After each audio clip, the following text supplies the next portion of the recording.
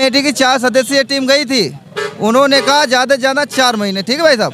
भाई साहब अभी तक कानूनी प्रक्रिया नहीं थी। लोधी समाज में इतना जोश है, मूर्ति तो ये भी उठा के धर सकते हैं, लेकिन मुकदमे के डर के वजह से काफी बार चंदा जुटाया गया, वो चंदा कहाँ गया? चंदा भी है भाई साहब, फंड रखा है एकदम, कोई दिक्कत नहीं, लेकिन कानूनी प्रक्रिया के तहत से परमिशन मिल जाए हम लोग वहाँ रखवा देंगे, ये क्लियर है। विपक्ष अगर मुद्दा बना ले गया बाई चांस 2024 के चुनाव में, जबकि समाजवादी पार्टी पिछड़ा वर्ग वोट जोड़ो यात्रा निकाल रही है कि जातिगत जनगणना भी कराएंगे, चर्चा है 2024 में अखिलेश यादव यहाँ से चुनाव लड़ सकते हैं लोकसभा का। अगर वो लड़ गए इसको मुद्दा बना ले गया, जैसे आज विधायक थी उनकी रेखा वर्मा जी, वो बात कर रही थी कि हम इसकी मांग जोर शोर से उठाएंगे, तब क्या रहेगा आप लोगों का रिस्पॉन्स? भाई साहब अभी तक तो मांग किसी सपाइयों ने उठाई नहीं है।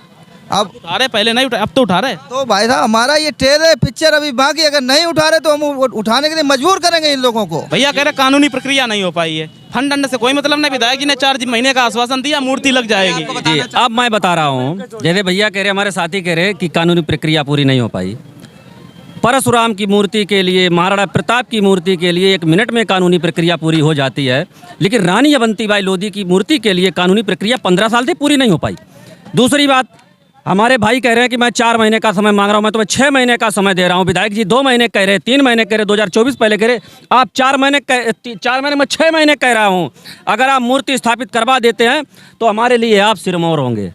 और रानी अवंतीबाई जो अपने देश के लिए लड़ते लड़ते मर गई, अपने बलिदान दे दिया, ऐसे वीर रानी के लिए जगह नहीं नियुक्त हो पा रही है, कानूनी प्रक्रिया पूरी नहीं हो पा रही है। और पंडित दीनदयाल उपाध्याय जिन्होंने मात्र बीजेपी जैसी एक पार्टी बनाई, उस पार्टी का राष्ट्रीय अध्यक्ष रहे, उनके लिए मालूम क्या होता है, 1 मिनट में कानूनी प्रक्रिया पूरी हो जाती है। देश के लिए कोई नहीं काम किया, बीजेपी के लिए काम किया, केवल बीजेपी के लिए काम किया। पार्टी बनाई, पार्टी बना के पार्टी खड़ा कर दिया, उनके लिए कानूनी प्रक्रिया 1 मिनट में पूरी हो जाती है, उनकी मूर्ति चौराहे पर लग जाती है। 20 साल हो गए अभी तक मूर्ति लग नहीं पाई है, मतलब इसलिए वो कड़ी ने तो यही सर कहना है कि जो है मूर्ति को स्थापित करवाया, स्थापित हो जाए। जी आप बताइए। ट्रेलर था, अभी पिक्चर बाकी है। अगर उनको ये शोभा यात्रा लगती तो अभी ये प्रदर्शन भी होगा और नंग नाच भी होगा लोधी समाज का, अगर नहीं लगेगी।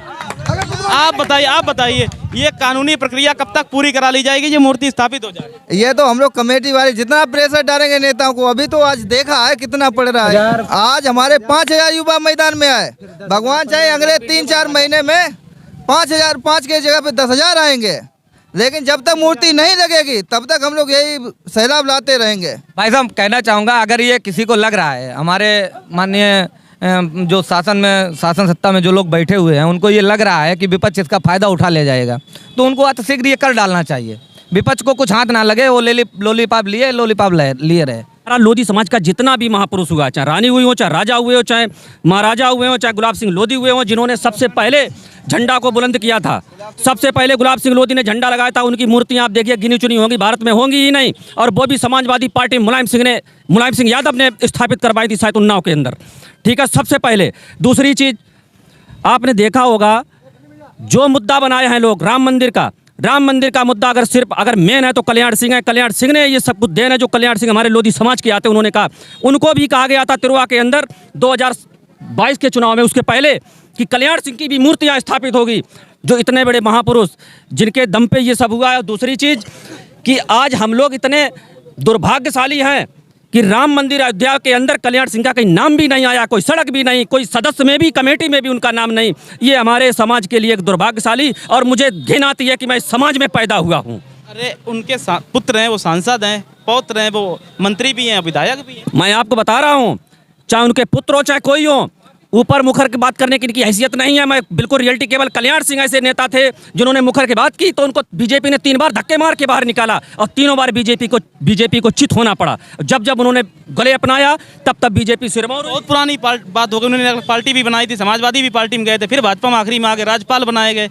फिर वो तो दो तरफा राजनीति नहीं, ये दो तरफा राजनीति नहीं थी। उनका दिल हमेशा बीजेपी के अंदर ही रहा, उनका भगवा में ही रंग रगा रहे और सब कुछ, लेकिन सम्मान नहीं मिला। जिस सम्मान के हकदार वो थे, वो सम्मान के हकदार नहीं, उनको सम्मान नहीं दिया गया और वो ठगे गए। उनके साथ में हम लोग भी ठगाई के पात्र हुए कि हमारा समाज अब किसी का बंधा हुआ नहीं है, दोनों तरफ से बात होगी, पक्ष में भी विपक्ष में भी।